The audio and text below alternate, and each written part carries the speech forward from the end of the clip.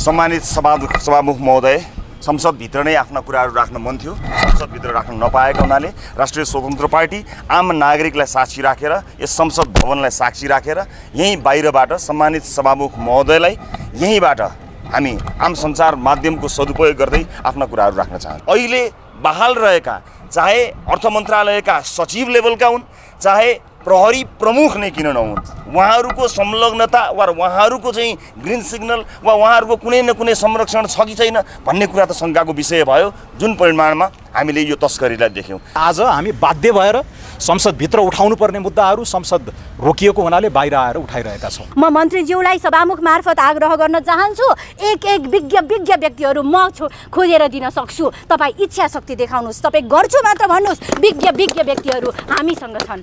सम्मानीय सभामुख महोदय, विभेद भनेको के हो? राजनीतिकर्मीले आफैले आफ्नो व्यक्तित्व कलाले अथवा राज्यको संयन्त्रण प्रयोग गरेर गर्ने दमन हो। हामीले हाम्रो कुरा गर्न पाएनौँ, तसर्थ हामी यो संसदको अगाडि सम्मान्य सभामुखज्यूलाई सम्बोधन गर्दै हामी हाम्रो कुरा यहाँ राख्न आएका छौँ। पुरातन दलहरूको कारणले गर्दाखेरि हाम्रा आवाजहरू, जनताका आवाजहरू हामीले सम्बन्धित ठाउँमा राख्न पाएनौँ। यो एकदम गम्भीर विषय हो। म ती आँसुहरूको कथाहरू सदनमा बोलाउँला भनेर म आएको थिएँ। दुर्भाग्यवश आज पनि महिना दिन हुँदा पनि आज पनि हामीले जनताका आवाजहरू बोल्न पाएनौँ। आज संसदको तेस्रो दिन पनि संसद चल्न सकेन। हामीले जनताका मुद्दा लिएर आएका थियौँ। अहिले बाढी पहिरोले जनता हराएका छन्, कतिको मृत लास भेटिएको छ, लम्पी रोगले सारा कृषकहरू छेदविच्छेद छन्। यस्तो अवस्थामा राजनीतिक पार्टीहरूका आफ्ना निश्चित स्वार्थका कारण आज पनि सदन चलेन। हाम्रो यसमा घोर विमति छ र हामीले सामान्य सभामुखज्यूलाई भन्यौँ सदन चलाउनुपर्छ, सदन चल्नुपर्छ। यसबीचमा सामान्य सभामुखज्यूको प्रयास पनि अनुकरणीय रह्यो। तर राजनीतिक पार्टीहरू विशेष गरी हिजो लामो समयदेखि नेपालको राजनीतिमा रजाइ गर्ने र नेपालको राजनीतिमा शासन गर्ने सत्तासीन यी दलहरूको जडताका कारण आज पनि संसद चल्न सकेन। हामीलाई यसमा दुःख लागेको छ। हामी जिम्मेवार राजनीतिक पार्टी हौँ। यो परिवर्तनलाई, यो जनमतलाई नस्वीकार्ने र हामीलाई निषेध गर्ने यस्ता राजनीतिक पार्टीहरूले इतिहासमा त्यसको राम्रै मूल्य चुकाउँछन् भन्ने हामीलाई विश्वास लागेको छ। हामीले हाम्रो कुरा गर्न पाएनौँ, तसर्थ हामी यो संसदको अगाडि सम्मान्य सभामुखज्यूलाई सम्बोधन गर्दै हामी हाम्रो कुरा यहाँ राख्न आएका छौँ। साथीहरू, तपाईँहरूले लोकतन्त्रका लागि सधैँ साथ दिनुभएको छ। जब राजनीतिक अस्थिरतामा जान्छ, सञ्चारकर्मी साथीहरूको भूमिका उल्लेखनीय छ। यसलाई मध्यनजर गर्दै आज हामीले एउटा सल्लाह गऱ्यौँ र हाम्रो लागि नेपाली जनताको सार्वभौम संसद यही हो, हामी यहीँ हाम्रो कुरा उठाउँछौँ भनेर यहाँ आएका छौँ। तपाईँले हेर्नुहोला, तपाईँहरूको समाचारलाई पनि फलोअप गर्नुहोला, कसका कारणले, कुन राजनीतिक पार्टीका कारणले गर्दाखेरि आज संसद बन्दी भएको छ। नेपाली जनताको सार्वभौम यो संसदलाई यसरी बन्दी बनाइराख्न पाइँदैन। यो कदापि हामीले स्वीकार्ने छैनौँ। हामीले प्रयास गऱ्यौँ। हामी अझै पनि धैर्यताका साथ बसिरहेका छौँ कि यो प्रक्रियालाई अगाडि लान पाइयोस्। यहाँ भन्ने गरिन्छ, कहिलेकाहीँ विदेशीले देखाइन्छ, कहिलेकाहीँ देशभित्रै अन्य भाष्य निर्माण गरिन्छ र व्यवस्था उप खतरा छ भनिन्छ। तर स्मरण रहोस्, उहाँहरूको यो हरकतले, यो रवैयाले सबैभन्दा ठुलो खतरा यो व्यवस्थामाथि यी राजनीतिक पार्टीहरूको रवैयाले आज देखाएको छ। तसर्थ हामी हाम्रो लागि अब जनताको यो बाटो, जनताको घर नै हाम्रो लागि संसद हो। हामी हाम्रो कुरा त्यहाँ उठाउन चाहन्छौँ। तसर्थ आज हामीले संसदमा प्रस्तुत गर्ने नेपाली जनताका मुद्दाहरू यहाँ लिएर आएका छौँ। हामी यो मुद्दाहरू तपाईँहरू सामु राख्न चाहन्छौँ। सम्मानित सभामुख महोदय, संसदभित्र नै आफ्ना कुराहरू राख्न मन थियो, संसदभित्र राख्न नपाएका हुनाले राष्ट्रिय स्वतन्त्र पार्टी आम नागरिकलाई साक्षी राखेर, यस संसद भवनलाई साक्षी राखेर यहीँ बाहिरबाट सम्मानित सभामुख महोदयलाई यहीँबाट हामी आम सञ्चार माध्यमको सदुपयोग गर्दै आफ्ना कुराहरू राख्न चाहन्छौँ। सबभन्दा पहिला गृहमन्त्रीज्यूले हिजो दिनुभएको जवाफ, त्यस जवाफलाई लिएर केही प्रश्नहरू छन्, त्यसमा म केही कुरा राख्न चाहन्छु। गृहमन्त्रीजीले 35 दिनको समय माग्नु भएको छ। ठिक छ, 35 दिनको समय माग्नु भएको कुरालाई अन्यथा लिनु परेन। तर एउटा कुरा मात्र गृहमन्त्रीज्यूलाई मेरो भनाइ छ कि जुन सिआइबीलाई अहिले राजस्व अनुसन्धानले गरिरहेको यो अनुसन्धानलाई सिआइबीमा लिएर जाने कुरा रह्यो, राज्यका निकायलाई विश्वास गरौँ, त्यसपछि अभियोजनको प्रक्रियासम्म पुग्न दिउँ भन्ने कुरा माननीय गृहमन्त्रीज्यूले गर्नुभयो। गृहमन्त्रीज्यूलाई मेरो एउटा प्रश्न मात्रै हो यो कि कुनै कानुनमा टेकेर त तपाईँले गर्नुभयो होला, सिआइबीलाई नदिने भनेको होइन, मैले सिआइबीलाई दिने कुराको विरोध गरेको पनि होइन। तर कुनै पनि प्रक्रियामा जाँदा कुनै न कुनै कानुनलाई टेकेर हामीले गर्नुपर्ने हुन्छ। हामी कानुनी राज्यमा छौँ। सभामुख महोदय मार्फत म गृहमन्त्रीज्यूलाई सोध्न चाहन्छु कि आम नेपाली जनतालाई स्पष्ट पारिदिनु होला कि कुन कानुनमा टेकेर चाहिँ यो अनुसन्धान, राजस्व अनुसन्धानबाट यो सिआइबीमा लानुभयो, यसबारे जानकारी गराउनु होला। यति ठुलो मात्रामा सुन तस्करी भएको सम्भवतः नेपालको इतिहासमा यो सबैभन्दा ठुलो अपराध हो। यो लामो समयदेखि निरन्तर चलिरहेको एउटै कम्पनीले यति धेरै सुनहरू ल्यायो। यसको मतलब विभिन्न निकायको मिलोमतो छ। यस्तो मिलोमतो गर्दाखेरि सुरक्षा निकायको मिलोमतो नहुने त कुरै रहेन। सुरक्षा निकायको मिलोमतोको कुराकानी गर्दा र मुलुककै यति ठुलो यो तस्करीको कुराकानी गर्दा सामान्य त्यहाँ भएका कर्मचारीहरूको मात्र मिलोमतोले यो सम्भव भएन।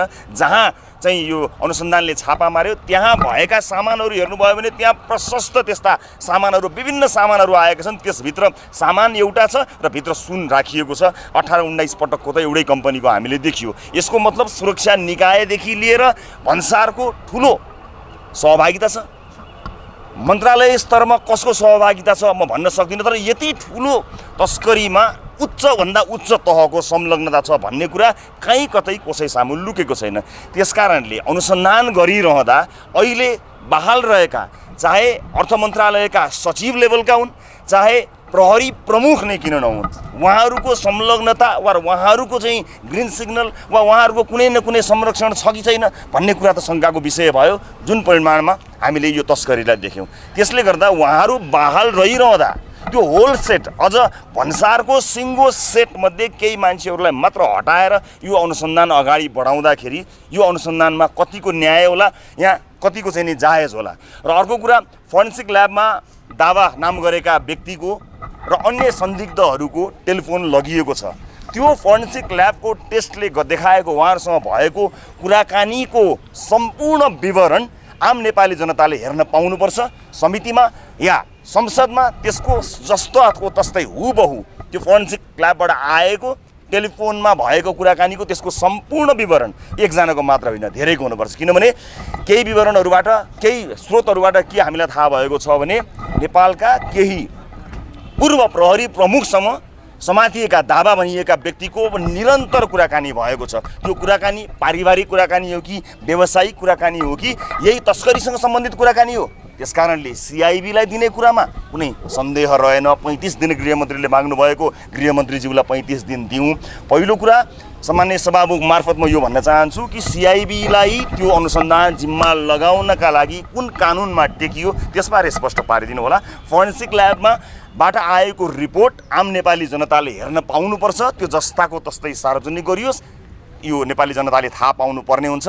र अहिले विद्यमान रहेका प्रमुखहरू यति ठुलो तस्करीमा माथिसम्मको सहमति नभइकन सिओ पनि नपस्ने ठाउँमा यत्तिका ठुलो क्विन्टलका क्विन्टल सुन पस्नु भनेको एउटा दुईटा कर्मचारीले आँट गर्नै सक्दैन, कुनै हालतमा गर्न सक्दैन। यो सामान्य आँट भएर पुग्दैन, ठुलो गिरोह लाग्छ। त्यो गिरोहमा अहिले प्रमुख जिम्मेवारी लिइरहेका मानिसहरू त कतै छैन। सिआइबीमा जाने कुरामा फेरि पनि म शङ्का गर्दिनँ, तर सिआइबीलाई कसले हेड गर्छ तिनै मानिसहरू अझै पनि प्रमुख ती निकायका प्रमुख भइरहँदा अनुसन्धान प्रभावित हुन्छ कि हुँदैन, ती मानिसहरूलाई सेटै निलम्बन गर्ने कि नगर्ने, यो कुरा अत्यन्त महत्त्वपूर्ण कुरा हो। त्यसकारणले त्यस समयमा रहेका र अहिलेसम्म कार्यान्वयन रहेका केही मानिसहरू त हटे होलान्, तर सम्पूर्ण सेट भन्सारको सिङ्गो सेट मन्त्रालयदेखि अर्थ मन्त्रालयको सिङ्गो सेट यो अर्थ सचिवज्यूदेखि र प्रहरीको सिङ्गो सेट प्रहरी प्रमुखदेखिलाई निलम्बन वा उहाँहरूलाई अहिले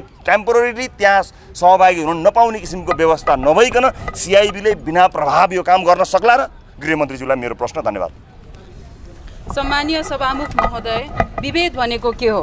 राजनीतिकर्मीले आफैले आफ्नो व्यक्तित्व कलाले अथवा राज्यको संयन्त्रण प्रयोग गरेर गर्ने दमन हो। एउटा समुदायलाई अपहेलना गर्ने हो, एउटा समुदायलाई ब्ल्याङ्केट अप्रोचमा जे पाइ त्यो भन्ने हो, त्यो हो विभेद। त्यसैले म ध्यान आकर्षण गराउन चाहन्छु राज्यका सबै संयन्त्रणहरूलाई, राजनीतिक कर्मीलाई, जनतालाई र विशेष गरी गृहमन्त्रीज्यूलाई विभेदको अन्त्य हुनुपर्छ, तर जनतालाई भाँडेर होइन, एक आपसमा जुदाएर होइन, दमन गरेर होइन। म ध्यान आकर्षण गराउन चाहन्छु मन्त्रालय मन्त्रीज्यूको मिडियाको पोलिसी के छ? विभेद फैलाउने मिडियाको कन्ट्रोल हुन्छ कि हुँदैन? गृहमन्त्रीज्यूलाई सोध्न चाहन्छु, प्रहरी दमन बन्द गर्नु पर्यो र हुलदङ्गा नियन्त्रण गर्ने विशेष ट्रेनिङ दिनु पर्यो। कुटपिट नियन्त्रण गर्न अर्को कुटपिट गर्ने होइन, डिटेन्सनमा लगेर महिलाहरूको गुप्ताङ्गमा लट्ठी बजार्ने होइन। त्यसको डिसिप्लिनरी एक्सन हुन्छ कि हुँदैन? गृहमन्त्रीज्यू राजनीतिकर्मी सदनमा भएका र सदन बाहिरकालाई भन्न चाहन्छु, जनता भोटिङ ब्याङ्क मात्रै होइन, जनता भोटिङ ब्याङ्क मात्रै हुँदै होइन। भोट ब्याङ्क सुरक्षित गर्नलाई कसरी हुन्छ, जहिले विभाजित गरिराख्ने, हुँदै नभएको कुरा भनिदिने, जहिले विभाजनको बाटोमा लागेर राजनीति चल्दैन। समाज बुझ्न ठुलो राजनीतिक दर्शनहरूको कुरा गरेर मात्र हुँदैन, अब समाजलाई जोड्नु पर्यो, एकअर्कालाई कसरी जोड्ने त्यो कुरा गर्नु पर्यो। र तेस्रो, म सबैजनालाई भन्न चाहन्छु, संवेदनशील हुनु पर्यो। हाम्रो वरिपरिको देशहरूमा हेर्नुहोस् के हुँदैछ। हामीले सामाजिक आक्रोश कम गर्नुपर्छ, सलाई बढ्नेर हिँड्ने होइन, सलाई बढ्नेर ठाउँमा बम विस्फोट गर्दै हिँड्ने होइन। कुनै पनि जात जाति समुदायको विषयमा बोल्दा हेक्का राख्नु पर्यो, कसैको अस्तित्वमाथि नै प्रहार भइरहेछ कि छैन भनेर थाहा पाउनु पर्यो। कानुनी दायरामा आइसकेकोलाई कानुनको प्रक्रिया अगाडि जान दिनु पर्यो। क्षमा हाम्रो संस्कारमा छ, त्यो हामीले सम्झिनु पर्यो। मूल कुरा, यस्ता विषय उठ्दै गर्दाखेरि कसैले पनि यसलाई राजनीतिक अवसरको रूपमा हेर्नु भएन। कसैलाई केन्द्रित गरेर राजनीतिक अवसरको रूपमा कुनै जात जातिलाई प्रयोग गर्नु भएन। राज्यको संयन्त्रणहरूले यसमा गम्भीर ध्यानाकर्षण हुनुपर्छ र गर्नुपर्छ। यही भन्दै म सबैजनालाई भन्न चाहन्छु, यो हामी सबैको कर्तव्य हो, तर कर्तव्य कसको बढी हो भन्दाखेरि राजनीतिक कर्मीहरूको हो। समाजलाई डोर्याउने जिम्मेवारी हाम्रो हो, लोक रिजाइमा बस्ने होइन। र हामीले मोस्ट इम्पोर्टेन्टली जोसँग शक्ति छ ऊ बढी सचेत हुनु पर्यो, उसको बढी जिम्मेवारी छ सामाजिक सद्भाव राख्ने र सामाजिक आक्रोश बढ्न नदिने। धन्यवाद। आज राष्ट्रिय स्वतन्त्र पार्टीका तर्फबाट हामीले यो एउटा भद्र साङ्केतिक विद्रोह नै गरेका हौँ। यो पछाडि तपाईँले देखिराख्नु भएको छ, जनताको संसदलाई बन्धक बनाइएको छ। यी तीनवटा ठुला दलहरूले के लेनदेन के बार्गेनिङ यिनीहरूको नमिलेको हो। जे गर्नुपर्छ अर्को थलोमा अर्को समयमा गरेर आउनु। यहाँ सभामुखले तोकेको समयमा तोकेको मितिमा संसद चल्नुपर्छ, किनकि जनताका मुद्दाहरू हामीले बग्रेलती बोल्नुपर्छ र तयारीका साथ हामी आएको छ। अहिले सुन्नुभयो सुशासनका मुद्दा सभापतिज्यूबाट, सुमनाज्यूले चाहिँ हाम्रो सामाजिक एउटा सौहार्दको वातावरणको बारेमा केही कुराहरू इङ्गित गर्नुभएको छ। जनजीविकाका विषयहरू छन्, विपद व्यवस्थापनका विषयहरू छन्। यत्रो 10औं अरबको चाहिँ भुक्तानी रोकिएको छ। निर्माण व्यवसायीहरू आन्दोलित भएका छन्, जुनको प्रहार सिधै आर्थिक मुद्दासँग गएर जोडिएको छ।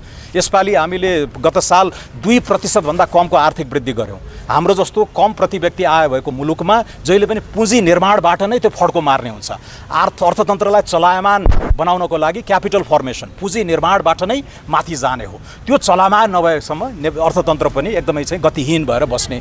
थाहा हुँदाहुँदै अर्को यो सार्वजनिक वित्तमा भुवाङ पर्दैछ है भनेर हामीले 3 महिनादेखि उठाइराखेका छौँ। 10 खर्बभन्दा राजस्व नउठ्नेवाला छ भन्दा भन्दै 17 खरब 51 अरबको चाहिँ बजेट लिएर आइयो हैन। त्यत्रो भुवाङ, 7 खर्बको भुवाङ अब कसरी पुर्ने हो?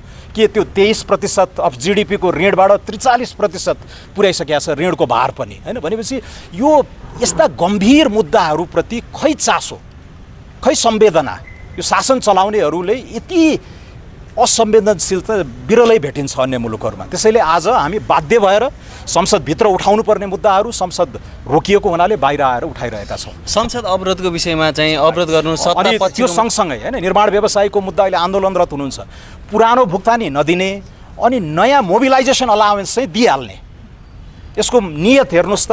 त्यो मोबिलाइजेसन अलाउन्सबाट जुन चुइन्छ, यिनीहरूले जुन चाहिँ एउटा हाम्रो चाहिँ विकृत राजनीतिक प्रणालीलाई यसलाई मलजल गर्ने गरेको चाहिँ जुन व्यापक आरोप लाग्ने गरेका छन्, त्यसैको कडीको रूपमा पनि त्यो दृष्टान्त चाहिँ अगाडि आइरहेको छ। त्यसैले पत्रकार मित्रहरूलाई म आग्रह गर्न चाहन्छु, यसलाई खोतल्नुहोस् हैन।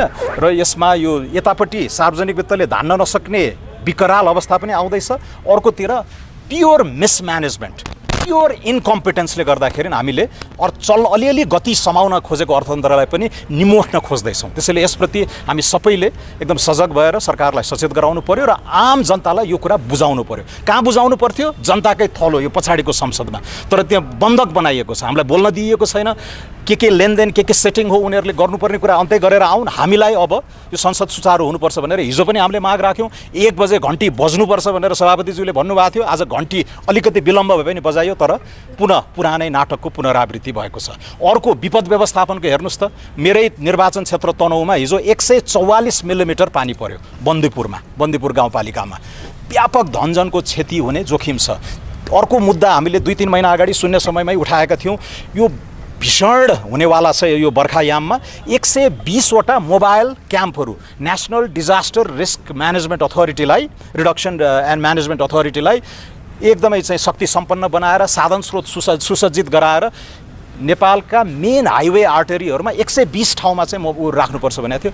कहिल्यै त्यो सम्बोधन पनि भएन। यो मुद्दाहरूलाई जवाफदेही बनाउनको लागि पनि हामीले यो यहाँ उठाउन सक्थ्यौँ, त्यो पनि गर्न पाइएन। त्यसैले फेरि सारांशमा साथीहरू, सुशासनका यस्ता पेचिला मुद्दाहरू, जनजीविकाका मुद्दाहरू यस्तो सौहार्दपूर्ण हाम्रो चाहिँ धार्मिक जातीय सहिष्णु भएको मुलुकमा त्यो खलबल ल्याउने प्रयासहरू भइरहेका छन्। तिनलाई पनि हामीले सजग बनाउनलाई, सचेत गर्नको लागि यहाँ खबरदारी गर्न सक्थ्यौँ हैन।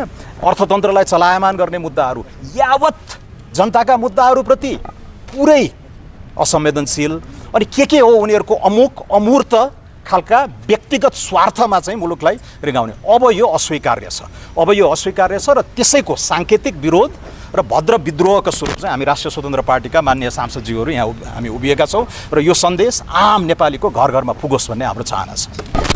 सम्माननीय सभामुख महोदय, स्वास्थ्य मन्त्रालय सम्बन्धी खबर बाहिर आएको छ। खबर अनुसार कोरियाको कोइकाले स्वास्थ्य बिमा बोर्ड र स्वास्थ्यसँग सम्बन्धित सहसचिव स्तरका 13 जना र अन्य मन्त्रालयका 3 जना गरी 16 जना स्वास्थ्य बिमासँग सम्बन्धितलाई 10 दिने तालिमको लागि पठाउनु भनी मन्त्रालयलाई पत्रचार गरेकोमा स्वास्थ्य मन्त्रालयको तर्फबाट स्वास्थ्य बिमासँग सरोकारै नराख्ने स्टोर, लेखा, निजी उपसचिव लगायतका कर्मचारी पठाउने निर्णय गरिएको छ भन्ने समाचार आएका छन्। जनताको स्वास्थ्यसँग प्रत्यक्ष सरोकार राख्ने स्वास्थ्य बिमालाई यति महत्त्वपूर्ण कार्यक्रम 7 वर्ष पुगिसक्दा पनि 21% मात्र पहुँच भएको अवस्थामा यो धराशायी बन्दै गइरहेको छ। अझै पनि लाखौँ जनता स्वास्थ्य बिमाबाट वञ्चित भएका छन् र बिमित बिरामीहरूले पनि अझै नवीकरण गरिरहेका छैनन्। उत्साह देखिँदैन। अस्पतालहरूले भुक्तानी समयमा पाएका छैनन् र निरन्तर डायलाइसिस गर्नुपर्ने बिरामीहरूले 3 पटक डायलाइसिस गर्नुपर्छ भने हप्तै पछि रिफरल लिएर आउनुपर्ने समस्या छ। खुट्टा काट्नुपर्नेको बिरामी कुनै पनि कारणवश खुट्टा काट्नु परेको छ भने त्यो कृत्रिम खुट्टा बिमाले बेहोर्दैन। त्यसै गरिकन कुनै कारणवश आन्द्राको अपरेसन गर्नु परेको छ, आन्द्रा फ्याल्नु परेको छ, बाहिरबाट कृत्रिम रूपले मलद्वार बनाउनु परेको छ भने त्यसको लागि कोलोस्टोमी ब्याग आवश्यक पर्छ। त्यो ब्यागसम्म पनि एउटा स्वास्थ्य बिमाले बेहोर्दैन। यी यावत समस्याको कारणले स्वास्थ्य बिमा धराशायी हुँदै गइरहेको छ, फेलियरतिर गइरहेको छ। यस्तो बेलामा स्वास्थ्य बिमा क्षेत्रमा निकै अब्बल र पायोनियर मुलुक रहेको कोरियाले केही सिकाउँछु, केही देखाउँछु, नेपालको कुरा पनि सुन्छु भनेर बोलाएको कार्यक्रममा बिमा बोर्डसँग सम्बन्धित नै नभएका व्यक्तिहरू पठाउने र पठाउनु जुन दुष्प्रयास गरिएको छ यसलाई तुरन्तै सच्याइयोस् भनेर म आग्रह गर्न चाहन्छु। यस सम्बन्धी विज्ञ व्यक्तिहरू, बिमा बुझेका विशेषज्ञ व्यक्तिहरूलाई सिफारिस गर्नुको साटो आसेपासेहरू, आफ्ना गोजीका व्यक्तिहरू, स्वास्थ्य बिमा जसले चाहिँ स्वास्थ्य बिमाको मोडल बुझेका छैनन्, पहुँच बुझेका छैनन्, समस्याबारे चुरो केही बुझेका छैनन्, ती व्यक्तिहरूले त्यहाँ गएर के भन्छन्, के सिक्छन्, के सिकाउँछन् र फर्केर आएर के सुधार गर्छन् भनेर म प्रश्न गर्न चाहन्छु। हतोत्साहित भएका स्वास्थ्य कर्मीहरूलाई आत्महत्या दुरत्साहन गरी बरु डोरी मै दिन्छु, आउनुहोस् मन्त्रीकै ढोकामा आएर झुन्डिनुहोस् भन्ने जस्तो अमानवीय अमर्यादित अभिव्यक्ति दिने स्वास्थ्य मन्त्रीले राष्ट्रिय स्तरमा जुन मन्त्रालयको र स्वास्थ्य मन्त्रालयको अभिभावक हुनेको बेइज्जती गर्नुभएको छ त्यसलाई त हामी पनि ढाकछोप गरौँला, नआतिनुहोस्। तर यस्तो बिमाको बारेमा बुझ्दै नबुझेका व्यक्तिहरूलाई पठाएर न सिक्न जानेका छन्, न पढ्न जानेका छन्, न देखाउन जानेका छन्, ती व्यक्तिहरूले अन्तर्राष्ट्रिय स्तरमा गर्ने बेइज्जतीको जिम्मा कसले लिन्छ? हामी लिन सक्दैनौँ। अर्को कुरा, 6-7 महिनासम्म स्वास्थ्य बिमा बोर्डको अध्यक्ष नियुक्ति गरिएको छैन। अभिव्यक्तिहरू सुनिन्छ, मन्त्रीज्यूले भन्दै हिँड्नु भएको छ अरे स्वास्थ्य पनि बुझेको र बिमा पनि बुझेको व्यक्ति भेटिएन भनेर। म मन्त्रीज्यूलाई सभामुख मार्फत आग्रह गर्न चाहन्छु, एक विज्ञ व्यक्तिहरू म खोजेर दिन सक्छु। तपाईँ इच्छा शक्ति देखाउनुहोस्, तपाईँ गर्छु मात्र भन्नुहोस्। विज्ञ व्यक्तिहरू हामीसँग छन्।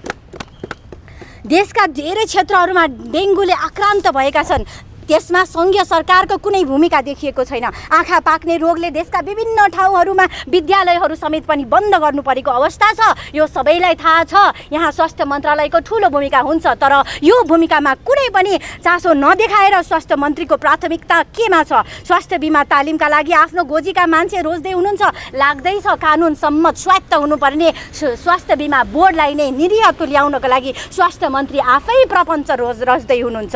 त्यो कारणले म सभामुख मार्फत आग्रह गर्न चाहन्छु चाँडै नै यस्तो निर्णय भएको हो भने त्यसलाई सच्याइयोस्, विज्ञ व्यक्तिहरूलाई त्यो तालिममा पठाइयोस् भनेर आग्रह गर्न चाहन्छु। अन्तिममा म फेरि पनि आग्रह गर्न चाहन्छु सभामुख महोदय मार्फत शीर्ष नेताजीहरू संसद भनेको जनताको आवाज गुन्जिने ठाउँ हो। यहाँ जनताको आवाज गुन्जिन पाउनुपर्छ, घन्टी बज्न पाउनुपर्छ। र यदि तपाईँहरूले कुनै पनि कारणले, कुनै पनि बाहनामा, कुनै पनि बार्गेनिङको लागि यो संसद अवरुद्ध गर्नुहुन्छ भने पनि हामी जनताको आवाज उठाउन छोड्दैनौँ। र जब तपाईँहरू संसद बन्द गर्नुहुन्छ तब हामी जनताको माझमा आएर यसरी बोलिरहन्छौँ भनेर भन्न चाहन्छु। धन्यवाद।